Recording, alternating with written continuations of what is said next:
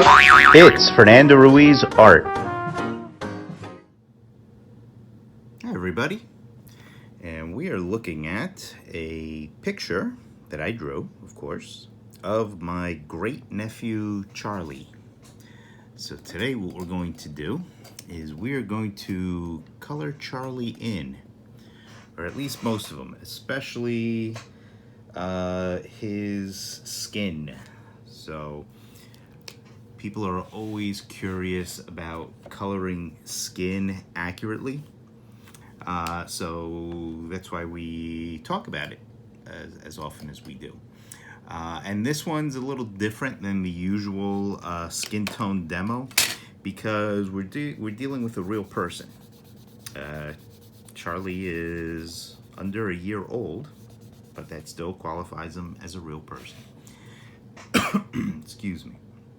So, I have drawn him in pencil, and I've inked him. I've let the ink dry, and I am going in with my eraser, and I am clearing away all of the pencil lines, or most of the pencil lines. I mean, I'm leaving in a few pencil lines in there just to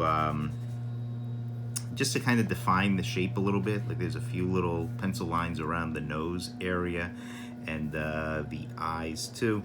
A lot of this is going to be defined with color when I'm done. So, okay, let's jump right into the color. And I do have off camera, I've got a picture of Charlie that I use as reference. And so that's my model. I also gave Charlie, if we could see, there's the C for his name. And that was actually an idea given to me by Charlie's mom, my niece-in-law, I suppose. And so there's Super Charlie. So I don't know, I just inked that, so that might still be a little wet. So I'm not gonna gamble and try and color that. Okay, so we're gonna be using today a combination of Copic markers, and we're also gonna go in there a little bit with some Chartpak markers. And I've talked about the differences between these before, and I may do so again as we go along if you're just watching this for the first time. Okay, so let's jump in. And the first thing I'm gonna do, okay, is I'm gonna go in with some pure pink. Now, a lot of babies, they have a certain rosiness to their skin, to their faces, and certainly Charlie is no different. And I'm putting in that rosiness now at this early stage because some of this will blend in with some of the richer, less rosy skin tones that I'm going to go in a moment. And he's got pretty pinkish lips. It may just be the photo that I'm looking at, but I don't want to make it too strong because I don't want it to look like he is wearing lipstick. We see a little bit of the inside of his mouth. He's got a couple little teeth coming in. So I am now going to go in with this is my E11. They call it barley beige, which is a little bit of a beigey skin tone. So I'm going to go in, and what I'm looking for are the dark areas, and he's pretty well lit, so there isn't some real dramatic darks, but there's still, in everything, there's going to be some tones that are a little darker than other tones. And I'm also going to be looking to define certain little features. And this is the tricky part about babies. You want to keep them fairly simple because the more you define or detail babies, the older they start looking. So it wouldn't be too hard for me to turn Charlie here into Winston Churchill with just a few unnecessary lines. Now this is my E00, which I've shown before. And as I've said, this is my lightest of all my Copic skin tones. So I kind of like to use it very often as like my blender. So I'm going in, so I use it to kind of seal together a lot of different colors.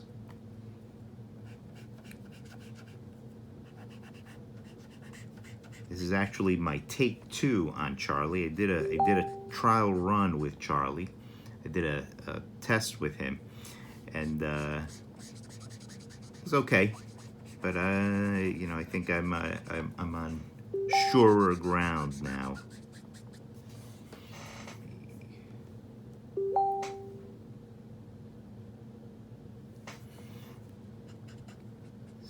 So, and keep in mind, as I always remind you all, any wet medium, okay, and markers certainly qualify as a wet medium. Any wet medium is going to dry lighter than how you're putting it down. So you may be happy with the tones that you're putting down, but then after it dries, you might look at it again and say, oh, that's a lot more pale than I thought it would be. So, and when that happens, it's a matter of going in and punching stuff up. Now, okay, I've got some tones in there. Now I'm going to go over to my Chartpaks. And my Chartpaks, as I said, they're a little different than my Copics. The Chartpaks tend to bleed. So that's why a lot of people tend to resist the Chartpaks. They're not fans of it. But it's that bleeding that I like, because it really helps to seal in your various colors. And that bleeding too will also prevent any streaking. So if you know, for example, if you keep going back and forth very quickly, especially when the marker starts to die, the bleeding actually causes those strokes to kind of merge into each other, so you don't get a lot of that harsh streaking that can happen. Okay, now that I've done that, to blend things again a little bit more, I'm going to go back in with my E00. And Charlie does have hair. I don't want you to think he's hairless. I just haven't put in the hair yet.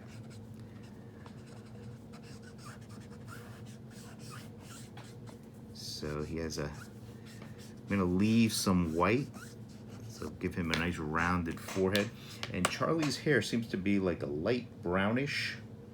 So I'm gonna go in with my light and dark suntan. And his hair at his age is just kind of very short and wispy. And it looks like they kind of comb it and drag it over. Here he is. He's not even one, and he's got a comb over already. He's just like me. So we're gonna just very wispy, and what I'm trying to imply here is that he has a lot of little hair. Little hair, it's all little hair, but he has a lot of it.